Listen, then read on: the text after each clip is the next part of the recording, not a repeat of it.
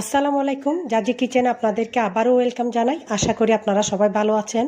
আজকে আমি আপনাদের জন্য নিয়ে এসেছি গরু মাংসের কুরমা। সামনে কুরবান, চিন্তা করলাম গরু মাংসের কুরমাটা আপনাদের সাথে শেয়ার করি। খেতে ভীষণ মজা। আমরা চাইলে খুব সহজভাবে এই কুরমাটা বাসায় চটজলদি তৈরি করতে পারি। আশা করি আজকের রেসিপিটা খুব ভালো লাগবে। তাহলে চলুন দেখে নিয়ে যাক কিভাবে এই কুরমা তৈরি করা যায়। প্রথমে শুরুতে একটি ব্লেন্ডারের জারে দিয়ে দিলাম হাফ কাপ টক দই, 3 টেবিল চামচ নারিকেল কুড়া, 10 পিস কাজু বাদাম, 10 পিস কিশমিশ, 6 পিস কাঁচামরিচ, 1 টেবিল চামচ পোস্তা ভিজিয়ে রাখা, জয়ত্রী 1 পিস, জয়ফলের 4 ভাগের 1 ভাগ দিলাম। এখন 2 মিনিট ভালোভাবে ব্লেন্ড করে নিব। ব্লেন্ড করা শেষ। দেখুন, চুলার মধ্যে একটি প্যান বসিয়ে দিলাম। হাফ কাপ তেল দিয়ে দিচ্ছি।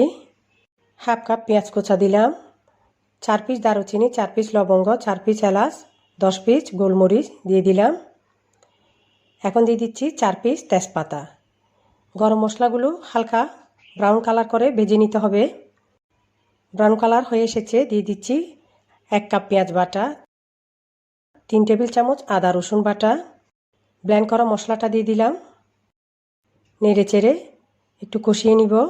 এরপর দিয়ে দিচ্ছি 1 চা চামচ মিক্স মশলার গুঁড়া, 1 চা চামচ মরিচের গুঁড়া, হাফ চা চামচ হলুদের গুঁড়া, হাফ চা চামচ জিরা গুঁড়া, স্বাদ মতো লবণ দিয়ে ভালো করে কষিয়ে নিব। এখন ধুয়ে রাখা 1.5 কেজি পরিমাণের হাড়সহ মাংস দিয়ে দিলাম। মশলার সাথে সব মিশিয়ে নিচ্ছি। মিশানো শেষ। এ পর্যায়ে দিয়ে দিচ্ছি 1 কাপ পরিমাণের লিকুইড তরল দুধ। এখন 20 মিনিটের জন্য ঢাকনা দিয়ে দিলাম। 20 মিনিট পর ঢাকনা উঠাই দেখলাম মাংস অনেকটা সিদ্ধ হয়ে এসেছে। দিয়ে দিচ্ছি 1 টেবিল চামচ গুঁড়া দুধ, 1 টেবিল চামচ টমেটো সস, 1 চা চামচ চিনি, 1 চা চামচ ঘি। এরপর দিয়ে দিলাম 1 চা চামচ কেওড়া জল।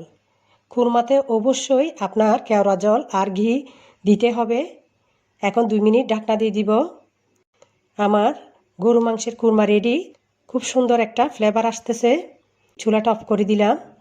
এখন একটা ডিশের মধ্যে উঠিয়ে নিচ্ছি। আমার গরু মাংসের কুরমা রেডি।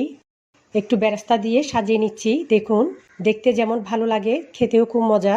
আশা করি আজকের রেসিপিটা আপনাদের খুব ভালো লেগেছে। যদি ভালো লেগে থাকে অবশ্যই আমার চ্যানেলটি সাবস্ক্রাইব করে পাশে থাকা বেল আইকনটি ক্লিক করবেন। তাহলে নিত্য নতুন রেসিপিগুলো আপনাদের মোবাইলে পেয়ে যাবেন। আজকে তাহলে এখানেই বিদায় নিচ্ছি। সবাই ভালো থাকবেন আর আমার পরিবারের জন্য দোয়া করবেন। আল্লাহ হাফেজ।